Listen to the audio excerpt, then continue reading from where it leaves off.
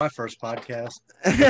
Ladies and gentlemen, boys and girls, welcome inside the Wrestling Paradox Podcast. We have a very, very special guest on tonight. But before we get into that, make sure you guys remember who is sponsoring this show. M&J Ecological, 305-697-2258. If you have any nuisance needs, any pest control problems in the South Florida area, ranging from Miami all the way up to West Palm Beach, M&J Ecological is the company to call. Contact Marcus 305-697-2258, and he will take care of all those needs for you. Now, hi, Chris. How are you, Chris? How you feeling, Chris? So nice to have you on tonight. You're all right?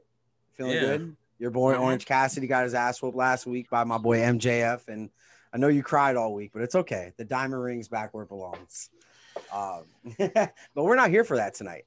We're not here to see you cry about OC. We are here because we have a very, very important guest on tonight. This man, and I'm going to repeat some numbers really quick because I want you guys to realize how important this gentleman is. This guy in 2020 alone has donated $2,400 in sponsorship money spent to assist promoters to run events, $1,600 donated towards wrestlers' merch or gear during COVID, $2,500 to assist wrestlers and promoters' personal finances during COVID, $3,500 donated to nonprofit organizations, and 26 live events spanning 16,000 miles attended by himself. I met him in Tennessee, and he's actually, reached over 300,000 views on our promotion partnership. Look, man, I met this guy up in Tennessee, and the moment I laid my eyes on this guy, I knew he was something big, and I knew he was important, and so I had to meet him. And ladies and gentlemen, I present to you the owner, the president, the single man operation running Boot and Heel, Mr. David Relano. How you doing, David? Hey, what's going on? How y'all doing, guys? Man, welcome to the show. This is awesome, man. Chris, say hello. He's a guest. What's up, man? How are you? There's some pretty substantial numbers that you got there, dude. You've got to put in the work, man. It's like the work ethic is something that you can't teach people, and it's they either have it or they don't. So I've been blessed to have the opportunity back, so that's what I do. David, you are a very important man and a very busy man. I see your schedule. I know you are actively in service, right? Yes, sir. Yeah. I'm active duty as well. So active duty. Yes. So that's the words I meant. I do apologize. So active duty, you're doing all this stuff for indie wrestling, man. And it really shows where your passion and where your heart is. And all those numbers that you gave out and all the money you've donated over the time of COVID to all these indie wrestlers, man, really speaks a lot about your volume and character. So we wanted to get you on here because Boot and Heel is an upcoming business that it seems like everything's been booming, man. Every time I look at your Facebook or I look at your Instagram, things are booming for you. They're moving, they're going. And seeing you travel, like you said, 16,000 miles to different events, that's absolutely ridiculous. And it's amazing to know that somebody is out there to help these indie guys and help them get their merch out and to help them, get their names out there and, promote their shows and make sure their shows go on without bumps and things like that, which is really awesome on your part. But right now, what I want you to do is explain to everybody because, some people probably haven't heard of Boot and Heel. I want you to tell them what Boot and Heel does and who you are. So Boot and Heel is a merchandiser. I guess we could compare us to PWT. We host individual talents merchandise on a platform called bootandheel.com.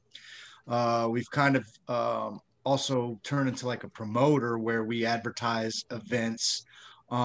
We've partnered with over 120 promotions across the country and over 90 wrestlers in the industry that we either merchandise for or that we're affiliated with and promote, depending on our relationship with them. And we just want to make wrestling better. And I want to provide opportunities for talent to be exposed to different opportunities outside of their normal ways of thinking or their normal promotions, and show them that there's more out there than just your little hometown or your local screen printer or whatever, and that there's people that believe in you. And I think we're doing a good job at that. That's amazing, man. Where can people find you on Instagram or Facebook, things like that? Yeah, so facebook.com/boot and heel. Pretty simple. Bootandheel.com is where the merch is hosted at.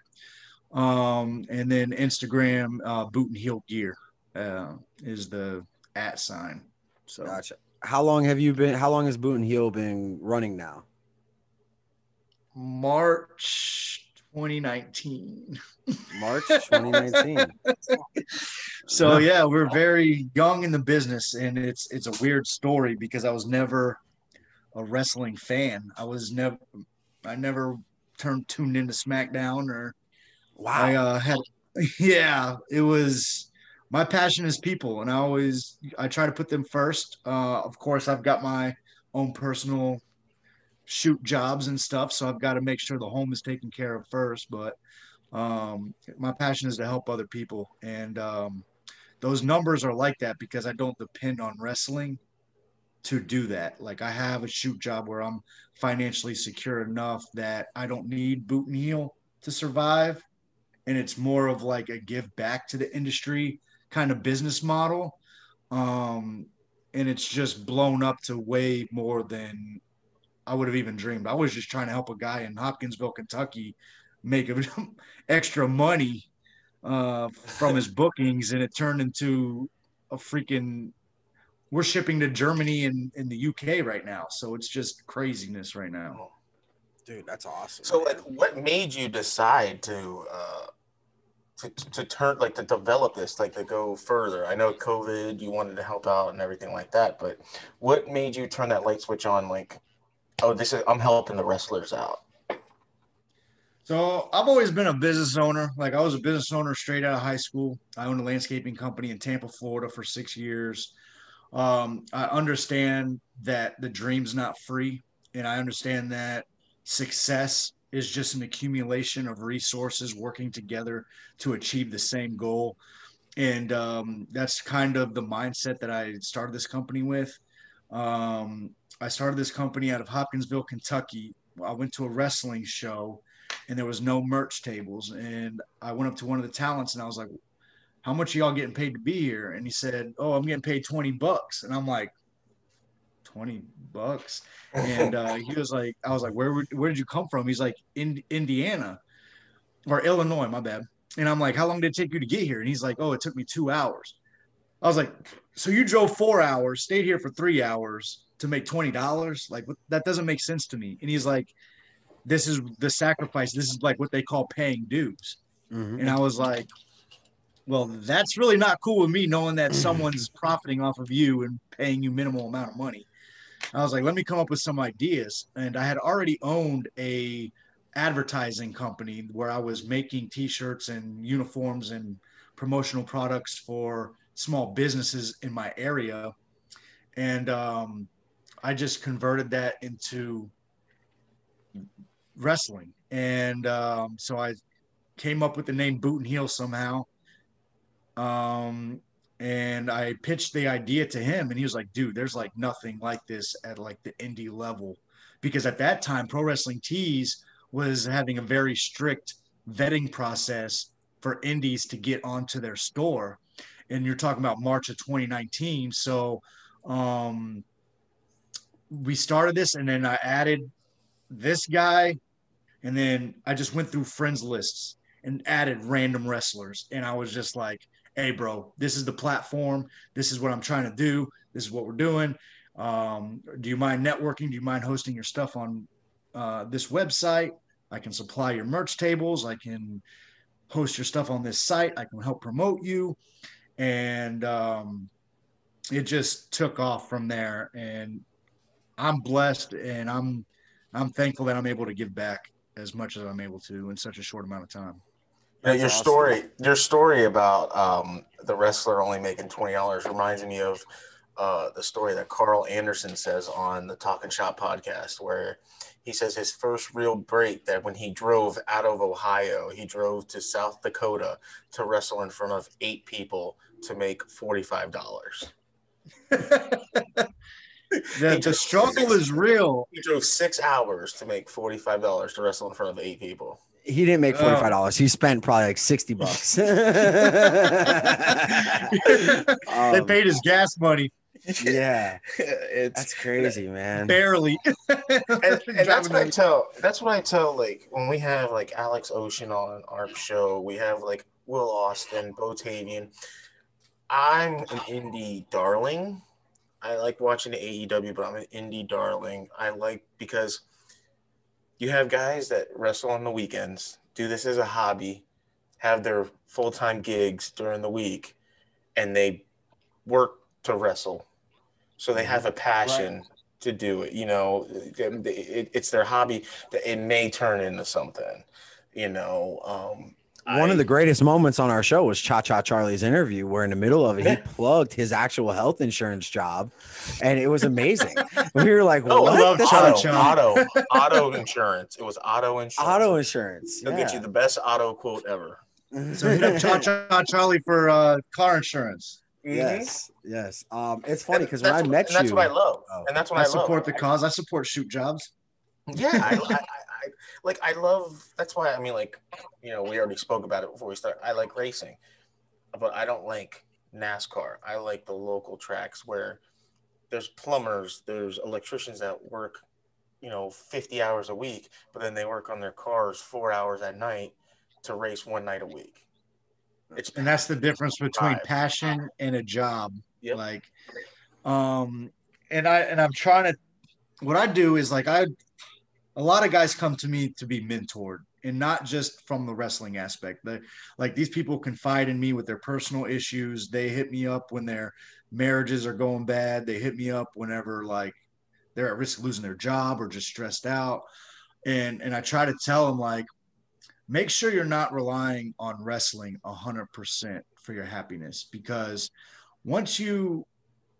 everything in life is temporary, and you never know when something is going to end, and it can end abruptly. And you've got to prepare yourself mentally for things not to work out the way you want them to. And a lot of these guys are talented and experienced and marketable, but it's like there's a family there that you need to focus on. You've got to worry about your own personal finances, and you've got to make sure, like, it's all about the home. The home has to be taken care of. And I'm going to speak about selfishness. You have to be selfish in life, because what good are you to other people if you're not good enough for yourself? How do I build other people up if I'm not built? And that's a message that gets lost in a lot of talent. They get lost in the gimmick. They get lost in the business. They feel like they've invested too much to digress or focus on anything else. And it really becomes a burden to themselves and the people around them over time that, hey, man, it's okay to fall back and focus on yourself. And mental health is very important, especially military experience and owning businesses and failed relationships and failed businesses. Like, it's very important to be able to be like, you know what, like, this needs work. And a lot of people just try to find distractions more than solutions. And I just want to touch on mental health for just a second. I think it's a very important topic. Floor is yours, brother. No, your body's a temple, and you know, and it's the mind is the soul. Like, it's just, if you don't have confidence in yourself, you're not gonna have confidence in doing what you're doing. Right. Man, you blew me away with that answer there. Sorry to get so deep so early, man. Like, I'm trying to think, like, how's my mental health? Fuck. Wrestling. How do we go? How do we transition out of this? well, I'm gonna try my best here. Okay, well, if you watch one of our third interviews, when did we do Botavian? The third interview, right? Yeah, he might have been one of our second or third. Yeah. Okay, so, you know, we go through the whole rigmarole, like how's the interview gonna go, this, that, and the other. Within the first 5 minutes, he goes, well, 15 years ago, I was basically paralyzed and I was never going to walk again. And we're like, what? Mom? He was like, I was dropped on my head and basically broke my neck, and I was never going to walk or wrestle again. And I'm like, well, there's the whole podcast there. Like, how do we go? I love Bo. I saw him on Facebook, and he trolls himself. It's he goes amazing. in gimmick and then responds to his gimmick from his personal account. I love it. Kayfabe. He does it on my post, and it kills me every time. Um, he'll talk shit about my football team or about my fantasy team or something, and then he'll post something underneath it. He's like, "That guy's right, you know that, right?" The worst thing is I could see him standing there with his phone at work, and he's like, "Oh, I got to log out of this account." He's got burner accounts. When we were younger, David, me and Chris, we grew up on the same street for multiple years, and we lost communication, and then we got back together as friends, and wrestling brought us together, really. And when quarantine started, I was bored out of my mind. I started this podcast with somebody else, and I didn't feel it going anywhere. So I reached out to Chris and I said, "Chris, you're the man for this, and you're my guy. You're my wrestling guy. You're the person I need for this show." And it really brought a strong bond between the two of us. Have you built any of those bonds like that out of wrestling? Have you built like a friendship with either, someone like, I saw the way you talked to Alex Ocean, man. You and Alex really communicated well with each other. Or is there somebody else outside of CCW that I may not know or Chris may not know that you're like, we became friends out of wrestling? Literally any person that you go on bootandheel.com and look up products, and any of those names on there has been nothing but love and nothing but like a bond. Skrilla the Great, Tavares Dumas out of Atlanta, Eric Dees runs GIPW, Barry Koloff runs RCCW, Ben Rowe runs CWF. Um, it's became a family. Boot and Heel has become a family that feeds off each other's energy and networks, and there's so much cohesion there that it doesn't feel like I'm running a business. It feels like I'm the plug on how to get where you're wanting to go, but I'm also like, yo, I got some personal stuff going on. What's your advice on this? And Mad Max Morrison, business partner Adam Zane goes by Happy Hour up in Pittsburgh. You got Amy Haven and Ace Haven running Pro South in Alabama. I can't even name all these people that like I could look at my inbox and it's just normal everyday conversations with these people. And I think that's good and bad. He froze. He froze. We didn't lose him, did we? Dude, it's such a great show so far. No, come back. Come back. All right. Well, I mean, so far I'm all about Boot and Heel. This is really cool what he's doing for these guys, and he's gonna come back here in just a moment. But everything he's doing for these guys is absolutely amazing, and I mean, to be that extra instead of just having pro wrestling tees, you have somebody like this who can work with these different indie guys who may not be as known as a Will Austin or an Alex Ocean or something like that, and he's doing this for those guys. And so we'll get him back on here in just a moment. It's almost like he's a guidance counselor. Yeah, it's really cool. Let me see. He just sent me a message. Like a union. He's a union representative.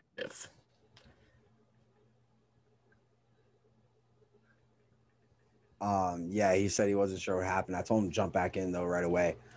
So he'll jump back in, but in the meantime, man, it's really cool to see what he's doing for these guys. So what's up, Chris? How was your week so far? Did you see anything interesting in wrestling or anything like that?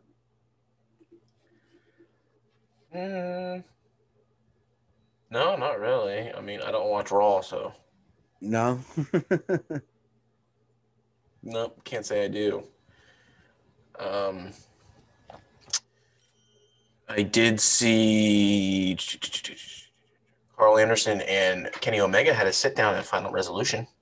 Did they really? Yes, and they talked about the old New Japan Bullet Club days and everything like that. Something cool did happen. something cool did happen. I don't know if you saw this, but AAA Mania happened this past weekend, and it was the first time that Marvel allowed their character, like, I don't know, like their characters to be portrayed in wrestling. So you had Brian Cage was Thanos. Oh, that's fucking badass. Yeah, it was cool, and they were dressed up like them. Not full like cosplay, but like they had masks on and everything like that. It was pretty fucking dope. Pretty dope. That's pretty fucking cool. Yeah, I gotta send you a picture and a video of it. It's pretty freaking dope. Yeah. Dude, what are your thoughts? Do you think Sting's gonna be a fucking manager for Darby? I don't know. Oh, I also did find something else out too that I didn't know. That remember Priscilla Kelly? Yes. Yeah, she was married to Darby Allin. Mm-hmm. Yeah. What? They got divorced in March of this past year. I'm blaming him for that. That's totally his fault. I don't know. If everyone knows that Priscilla Kelly is the one that did the dirty thing. The dirty thing. Yeah. It's no bueno. Hey, what are your have you heard anything? Because I got asked this question the other day by somebody. Have you heard anything about Teddy Hart and what is going on with Teddy Hart right now? I think he's going to jail, or he's facing jail time. Is he? Yeah. I heard something about he like broke into someone's house with a gun or something like that, or some crazy shit like that. No, he showed up to an ex-girlfriend's and got like kind of physical with her, and there was a gun in the car and it was on the property. Oh, that's fucking crazy. Yeah, and going with all his drug charges that he had and everything like that. So yeah, Teddy Hart's fucking wild. Hey, David's back. Yo, I don't know what happened. I think Cat must have stepped on the cord or something. That's all right. We were filling our time talking about Teddy Hart. Not sure if you're aware of Teddy Hart or who Teddy Hart is. But he's Bro, I'm still like an idiot when it comes to like wrestling in general, man. It's like that's all right. I know who I support, and that's probably about it. That's definitely cool, man. Look, dude, we started out Wrestling Paradox Podcast. Well, hold on. Well, where were we? You were talking about like, have I built relationships with some of these guys in Boot Camp? I don't know where I cut off at. I'll start. Jump back in it. What I'm saying is that it's Boot and Heel's less of a business and more like a family. Got AJ Daniels that comes through Clarksville on his way down to Alabama, comes kicks it with me at my house, right down there together. We've stayed at hotels together, traveling outside of the state. Skrilla the Great out of Atlanta. It all day. And are we allowed to cuss on this podcast? Yeah, go ahead. Fuck it, dude. What the fuck? There's a little bit of lag sometimes, but like Skrilla the Great, D Money, Eric D's running GIPW. I've slept on his couch many of times going down to Macon, Georgia. It's just all about networking and taking care of each other, and it's seriously more like a family than a business, and I'm blessed to have it. How did you find out about CCW? I found out about CCW following Alex Ocean on Instagram, and I saw that Alex Ocean is one of those guys that he's prior military army, so I got that connection with him. I followed the stuff that he's done with, I think it's ICW and GC. He's worked GCW before too, and just like tracking, like I was very misunderstood about hardcore wrestling. Like to me, it was kind of like coming into the business. Like you get a lot of people saying that, oh, it's just a worker's way to get around talent, and that it's like a That distraction is the from like actual old talent. adage. That's the old adage Yeah. that hardcore wrestling is to hide the fact that certain people can't wrestle. And I think that's complete bullshit because Bullshit. Alex Ocean is the number one guy who can go stick a goddamn skewer in his head, and then he will go to CCW and have a fucking 5-star match with someone like Will Austin or Blue Chip For or something real. like that. And I told him at Breaking Chains a couple weeks ago. We got there a little early and we were in the back, and I walked up to him and we talked about, because I follow ICW, I follow the death match and and everything like that. And Chris has low key become Alex's biggest fan, I believe. Yeah. I believe. I don't know. I don't know. Did he buy a gusset for $100 damn?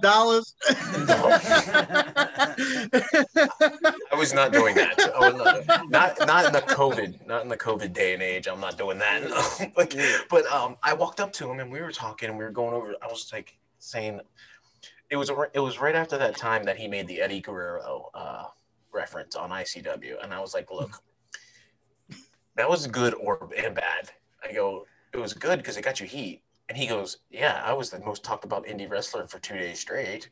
And I go, it was bad because the storyline with Riley Madison appearing and siding with you, it took away from her because everyone was still booing you.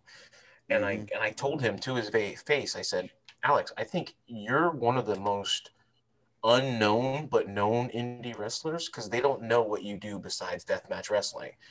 They don't know that you can stick skewers and syringes in your head, and then a week later you come and you put a weight belt on and tights and you come and wrestle CCW and do none of that. Yeah, He's crazy. He's definitely one of the most versatile talents that I've seen. He was the switch in my brain that was like, all right, all these people are telling me that death match wrestling is bullshit and then da da da. And then like I followed Alex Ocean, I followed him up and down the Eastern Coast and just just monitored what he was doing and like the impact that he was making in the indies. And I just became a fan. Like I didn't even become a fan of deathmatch wrestling. I was like a fan of Alex Ocean. And then like he transitioned into me like watching Brad Cash and Aiden Blackheart's death matches and I'm like, and then you got Total Psychopathic Wrestling now that's out of I think it's like the Maryville area in Tennessee, where it's like a bunch of deathmatch hardcore stuff. And they had brought Alex Ocean in too. But CCW, getting back to them, that's how I found out about them, is that I knew that they were a Florida-based promotion. I live in Tennessee, so my journeys don't usually last that long to go over the weekend. But I saw that they were going to be in Nashville, and I'm like 45 minutes away from Nashville, and I was like, I got to go see Alex Ocean. He's the reason why I went to CCW. And then it wasn't even Sabu or anybody. I'm friends with Chase Stevens. It wasn't even Chase Stevens that brought me to CCW. I'm like, I got to fucking meet Alex Ocean, bro. And that's what and my sister and her boyfriend were in town visiting me, and my girlfriend was down visiting me, and I was like, we got to go see Alex Ocean. They're like, what? Who's Alex Ocean? I was like, he's a wrestler. They like, He's the no, I'm knockoff into CM wrestling. Punk. I think CM Punk knocked off him, man. Nah, You don't understand. That's how You I don't met understand. Alex. That's how I met Alex. So, Oh, like that's how 2 you years met him? ago, about 2 years ago, before the podcast was ever thought about 2 years ago, before we ever thought about doing any of this shit with wrestling or the podcast, I saw a promotion poster for CCW, and I knew nothing about CCW. I saw a picture of Alex Ocean on the front, and I said, look at this fucking great value version of CM Punk. He's got the same tattoos. This guy's a joke. And he responded back to me. We shot some shots at each other. And I said, dude, I said, let's get in a fucking death match. Me and you, I'll fucking bust you in the head with a light tube. And he never responded. And then me and Chris started this little business that we got going with Wrestling Paradox Podcast. And we went to a CCW show. This was about 2 years later. And Alex Ocean pointed me out in the crowd and gave me the go to sleep and then blew me a kiss. And I was like, oh, fuck, he remembers me. And ever since then, I had to go to him like a man. I had to eat my words, and I said, Alex, I'm so sorry, and I apologize for everything I've ever said, and I respect you for what you do. And this isn't me being a bitch about bitching up. This is me being a man and saying, dude, I watch you wrestle live now, and you're really good at what you do. And since that time, man, I have talked to Alex and we spoke about things. You know, him and Chris have become best fucking friends. Apparently. He's such a cool dude, man. Like, he really it's is. just- He's so such a cool chill cat. for someone that gets his ass whooped every weekend. The dude is Dude. fucking nice as hell, man. Awesome. He's such a, and he's from Wisconsin. He's from Wisconsin, so I got some love for him, but he hates the Packers, and that really pisses me off. But I mean, like, he's such a cool, like, chill dude. Like, it's just like, and I asked him here on the show. I said, "Look, I go, we can go shoot or we can go kayfabe. I'm like, we can do work." I go, but what goes through your mind when you walk through a curtain for a regular match, and what goes through your mind when you go through a death match? Like, something could actually go very wrong, you know. Mhm. And he's like, he goes, you say a prayer, you look up to the sky, and you walk through the curtain. I'm like That's all you can do with the stuff he does. Like, only God is going to save him from a match that he does. Like, the dude is an entertainer, and he knows what he's doing, and he has perfected deathmatch wrestling, in my opinion. I mean, the most gruesome match I watched was about 3 weeks ago. Him and John Wayne Murdoch in the pit in Florida when they had to get a tourniquet on John Wayne Murdoch's arm. There was blood all over the mat, and it looked like a slip and slide. It was just, they were slipping all over each other. And I'm like, this was quintessentially like the best death match I've ever seen, because they did stuff that was only supposed to happen one time. They took a 2x4 with gusset blades, and instead of like hitting him once, he like whack, and then it stuck in his arm, and he like ripped it out, and all you saw was just blood gush. Yeah, it was so gnarly. And bro, it's crazy because we talked to Alex, and Alex is like, dude, I'm hated on the deathmatch scene because he's this pretty boy who smiles, and everybody else is like, this mean old Casanova Valentine's walking around. And there's Alex Ocean, a tatted up pretty boy with the man bun. And he's like, dude, I'm hated, and I don't fucking get it, man. He's like, it's easy to hate me, and that's cool. And I was like, Alex, I hated you too. I get it. He's hated because of one person, and it's the announcer on GCW. The announcer on GCW hates him, and Alex doesn't understand why he hates him because he's never met him or talked to him before in his life. So he has no idea. But that announcer has a cult following, so everyone on social media hates Alex Ocean, because that's what I told him too after his match in Port St. Lucie. Is I go, Alex, I don't understand. Like 6-7 months ago, when you came out into deathmatch wrestling, like you got big, like you were a cult following. Like you came out, and like when the song hit, everyone was dancing, and everything like that. He goes, yeah. He goes, then I came out one night, and everyone was booing me. He goes, it's because of that announcer. The announcer started talking so much crap about him on social media. And he goes, dude, it's fine. It turned me to a heel, and I didn't even have to do anything. Any publicity is good publicity.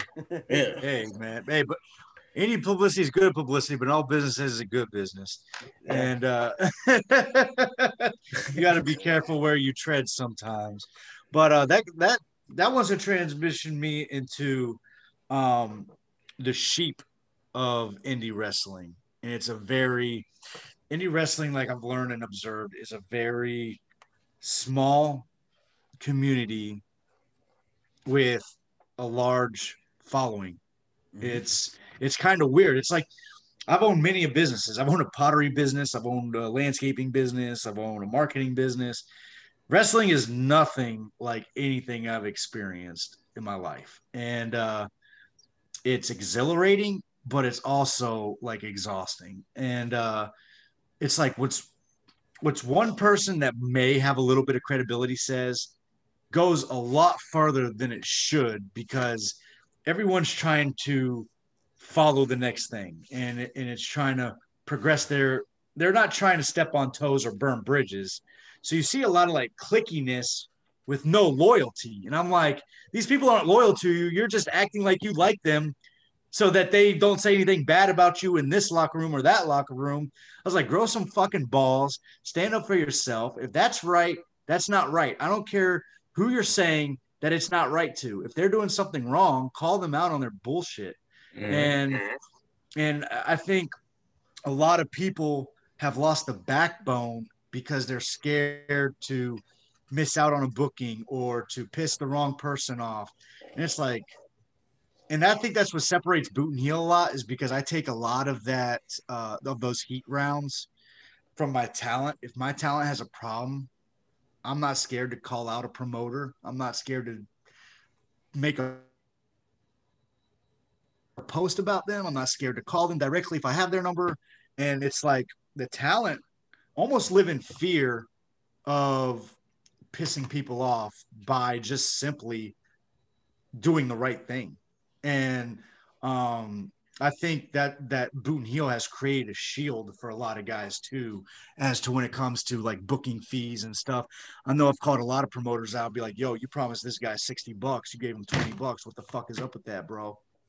I'm not. Yo, hold on. So I have to. I may have completely misunderstood. You're almost like a managing company for wrestlers. Am I right here? I'm like, I'm not a man. Like, look at it this way, bro. What's the largest taxi service in America? Yellow Cab. Correct? No. Am I wrong there? What is it? The largest taxi company in America doesn't own any cars. Uber. Uber. Okay, yeah, I was gonna say Uber. I'm sorry. You said taxi, and I think a Yellow Cab. I'm still in South Florida. We have cabs, but yes, Uber. Yes. What's the largest? What's the largest hotel chain that does not own any property? Fucking Airbnbs. I would classify myself as like a largest talent agency that doesn't own any of its talent. Dude, this fucking guy's a killer, man. I fucking love No, how about this? David, Joe, myself, and another one of our ring rats, we got into group text. Did he just spit up? We call him a ring rat. He's our best friend, but we call him it was right after Zelina Vega got fired. And my biggest thing is, I think. Hold on. Now, David, do you know the story of Zelina Vega and what happened there? Do you know who she is and things like that? Okay, don't ask me questions like that. Just finish the story. Yeah, I'll act like I know what you're talking about. She had she basically, WWE has this thing now where they can't do cameos, they can't do like third party, and everything like that. Well, she was totally against it. She was like, "No, this is where I make my income." Right. I'm in the side of that. I think wrestlers should have unions, not like someone saying, "Oh, my storyline's used wrong." Go to upper management for this, and the other. Now in this day and age, you're probably not going to see house shows come back ever, to where you have those lower to mid card guys that make their money on the house shows, like a Zack Ryder, for instance, Hawkins, and everything like that. Right. They're not going to be there, so they need to have someone that can negotiate like money for them. Hey, I need to do this to make money to feed my bills. Like when you lagged out, that's what I said to Joe. I said, he's like a guidance counselor and a union worker, like a union head all in one. Mm-hmm. But I don't control anyone's creativeness. If they no, that's cool. Come to me and they say, "Hey man, I got this design I want to put on Boot and Heel," I put it up. I'm not like, "Oh, that design's bullshit. That doesn't fit your gimmick." I'm like, whatever you want to do to promote yourself and what you feel like you're confident in. I look at. I also own a project called Invoke Minds for independent artists outside of wrestling. My thing is it's your voice. It's what you're wanting to display to the world. Who am I or anybody else to tell you what your voice should be or what you should be representing? I'm totally against promoters that say you're not going to do that gimmick at my show. Then why the fuck did you call me to bring me into your show? That's who I am. Why are you bringing me in to make me something else? That doesn't fit with what I'm trying to do. So I just had a conversation with AJ Daniels, who's up at OVW. Shout out to Al Snow, Chad Miller, doing their damn thing up there.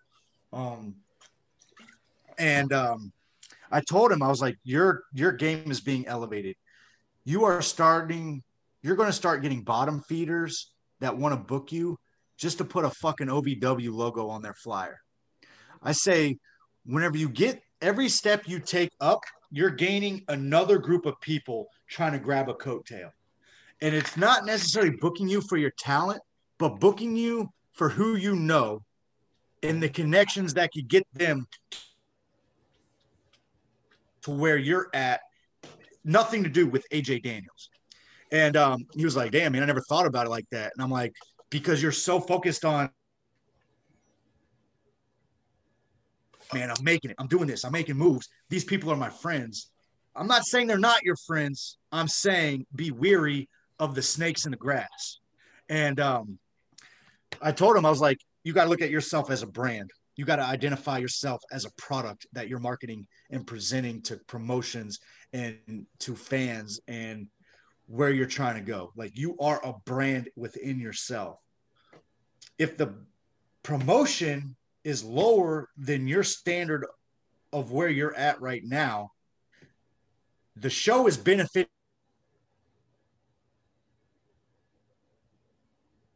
being there more than you're benefiting from from being that show. If you're at OVW and you're going to some 30-person mud show, what is it doing for your brand? It's doing nothing for your brand except for your book that weekend.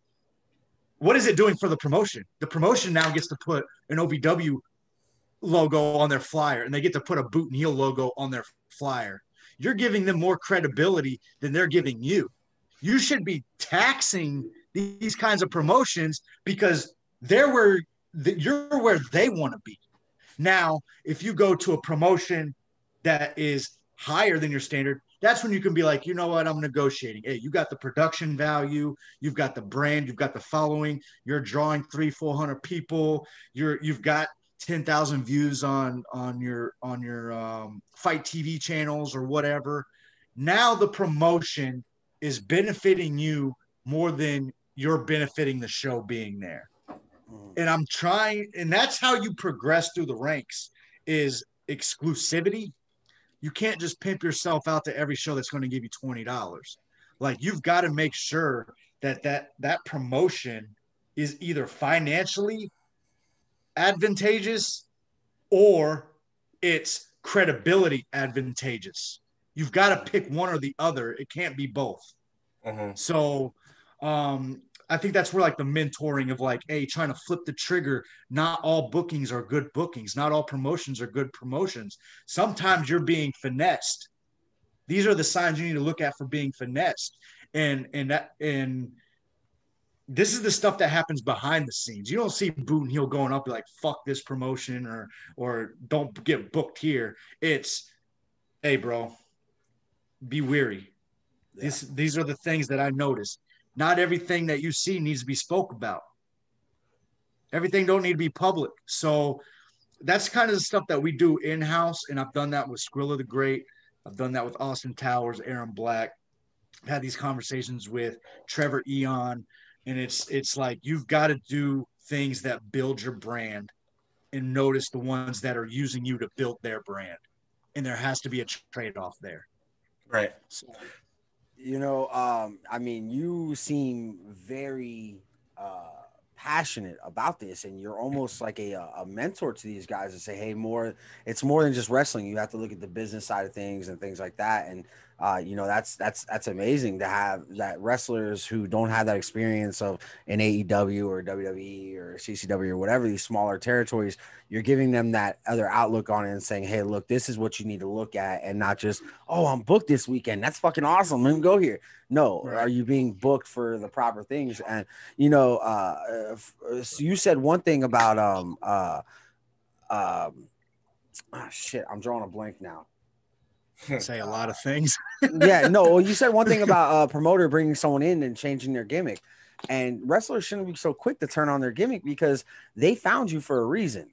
They found you because of the gimmick you've been using. So why are you going to change that gimmick up?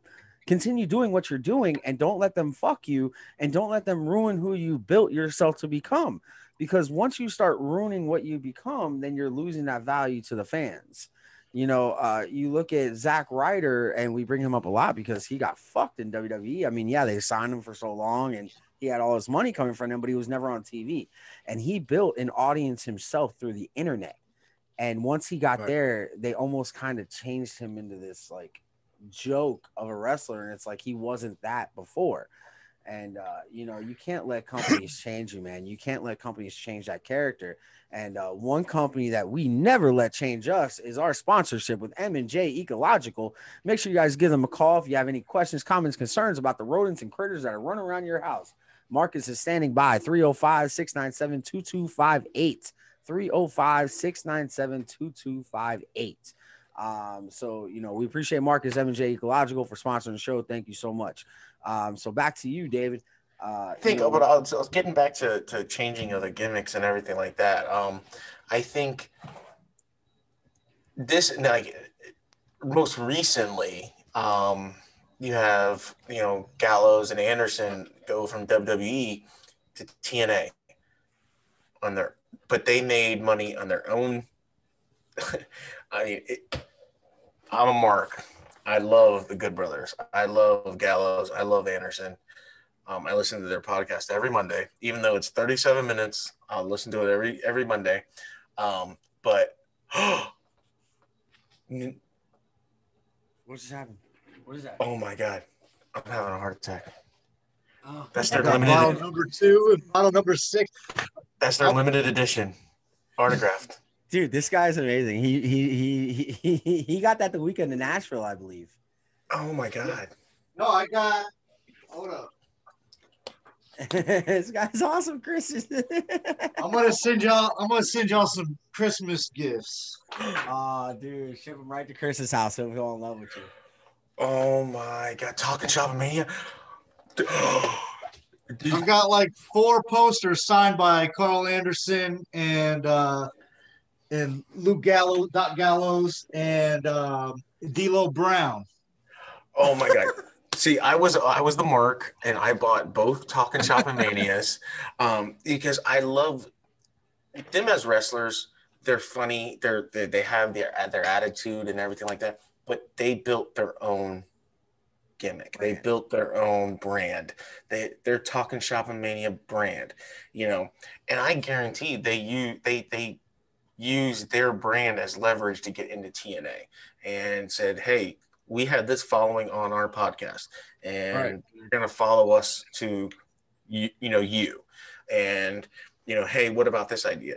Like this past week, I was listening to their podcast, and Rocky Romero asked Gallows, hey, why haven't you been on the show the past couple of weeks?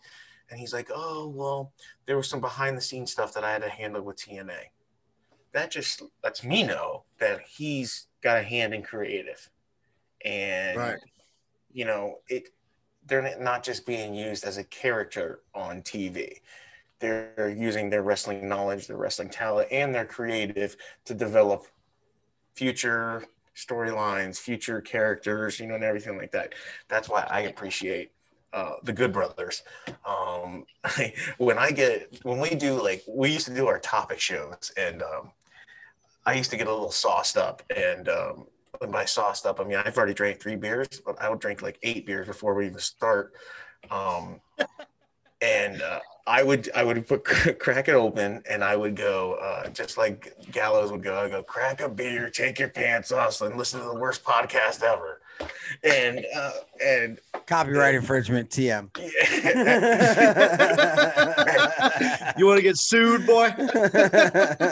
and Joe would laugh, and I go. And then we were driving home from Breaking Chains, and I let him listen to an episode, and I go, this is the best podcast you're ever going to listen to. It's 30 minutes, and they don't talk about anything wrestling. It's just their stories. They're funny stories, and about how Gallows used to, as soon as he got off the plane in Japan, he would go to the hotel room and he would just jerk off as soon as he gets in the hotel room, and he would ejaculate all over his keyboard, and he would have to try to figure out how to clean it up. And I'm like, you would never hear that from any other wrestler. Like, it's just. I think that goes to prove don't change for anyone. Yeah.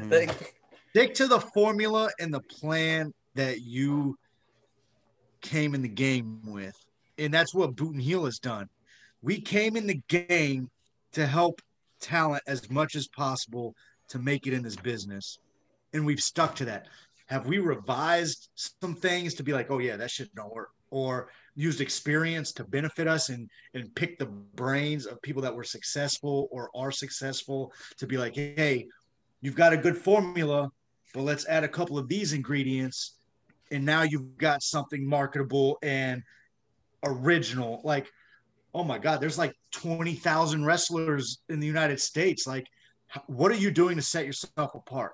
Training, merchandise, credible bookings, networking, and that's about it. That's like the formula for success. If you do those things long enough, you should have no problem in this business. Yep. The consistency is where the issue lies. Right. How many losses can you take? How many personal issues can you push through and solve while chasing this dream to get where you want to be? And the consistency is the magic ingredient that amplifies all this other stuff that you should be working on. Doc Gallows and Carl Anderson are proof of that. I don't think they ever got a fair shot on the roster of the unnamed company. You know what I'm saying? Superstars in New Japan and nobodies in another promotion that we know. And then they get off and they go back into the indie scene and fucking destroy it and fucking put on every damn indie talent in Georgia. Any talent in Georgia that wanted a spot, the motherfucker looked out for them. Then he gets to Impact.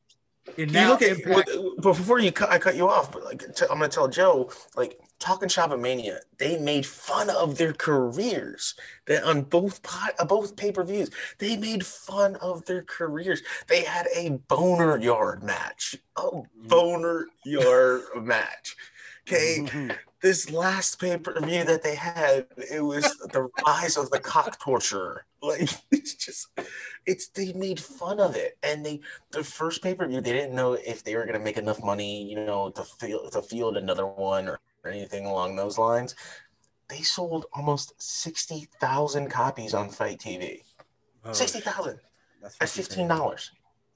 And they shot it at Doc's house, at Luke Gallows' house, on his property. And it was the most stupidest pay-per-view ever, but I loved it.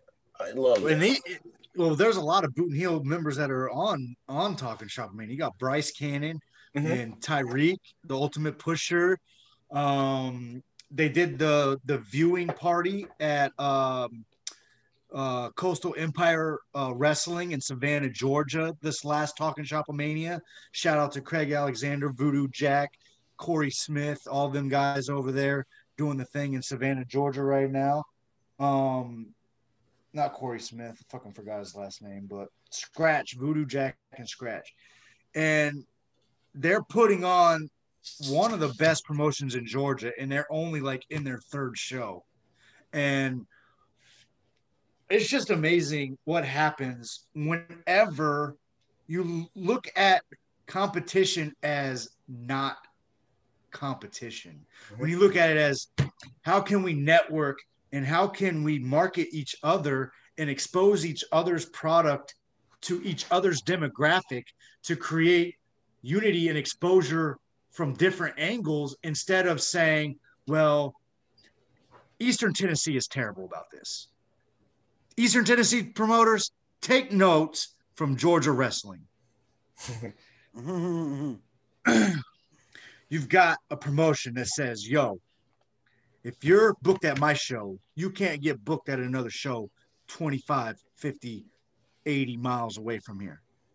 Well, are you paying me a premium fucking rate? Are you paying my bills? Are you selling my merch for me? Yeah, that's tough, man. You can't do that to another. That's some bullshit. Yeah. Yeah, that's tough. You can't do that to an indie wrestler. That's just like for $20, like I can't go promotion and make another $20. You take wrestling. Take indie wrestling out of the equation. You just feel like with anything, like let's say you're a up and coming band and you're playing these bars. And it's like a bar telling you, okay, yeah, you're gonna play here on Friday night, but you can't play another bar, on a Saturday 40 miles away from here. Like you have to drive. Like no, that's not It's not. You better give me a fucking residency and guarantee my contract. Did you forget the word independent and independent wrestling? But GIPW, Georgia Independent Wrestling, has a lot of the same people on the EW roster. You've got Southern Violence Wrestling using the same talent. And it's not about, are we diversifying our show? Because they do have stables, but they also bring in the other talent in Georgia to kind of network and cross promote each other's promotions, as well as giving these talents more opportunities and more exposures by being at multiple promotions. These people have families. These people have jobs. These people can't be traveling 150, 200 miles every weekend to go wrestle and do what they love to do. These people need a close network. I'm not saying don't travel 2, 3, 4, 500 miles away once in a while to stretch your brand out. But in an oversaturated market, you've got to make sure that you're presented in these audiences as much as possible. I'm not mad that this guy got booked 10 minutes away at this show, because you know what that means? That means fans are showing up to see this motherfucker, and it don't matter if he's 10 minutes down the street. So why are we hindering, and why are we trying to act like our ego is the only thing that matters? It's like, yo, if I'm paying you $40, you can't go take this booking next weekend over there. Like, go promoters that say that, this is for you. From Boot and Heel himself. Unless you're going to pay me $500 a month. And that's the same thing about Boot and Heel. If you want Boot and Heel to shut the fuck up, give me $5 million and I'll go away. Oh man, this has been, look, I'm not gonna lie, this has been a great conversation. David, man, you have been absolutely amazing, and I am so happy to actually have you on. We've been talking about this since October when we first met. I was outside hitting my vape, and you come out, and you sat there and we chopped it up for about 5 minutes and went back in, and we watched Sabu wrap a chair around Alex Ocean's head, and it was a great match. And we had a great time, man. I'm glad we met, and I actually look forward. Hopefully, yes, there it is. That's the gusset that went in Alex Ocean's head. I'm gonna look forward, because me and Chris are gonna do some talking. We have to talk to our sponsorship and some other things like that.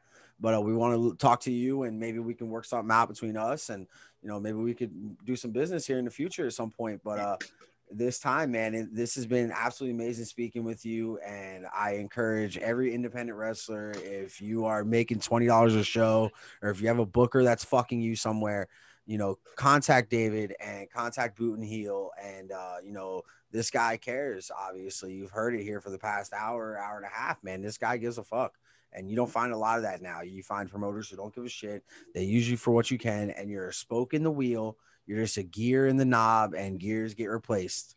And, so you are definitely a blessing to the independent wrestling community for what you're doing, all the money you've donated, everything you've done for this community, for the wrestling community. I can't thank you enough, because you're opening up doors to other wrestlers, and you're opening up doors for people like us who want to contact these wrestlers, and people like Skrilla and things like that. I would love to have a moment to get them on the show, or you may be that opportunity for us to contact these other people.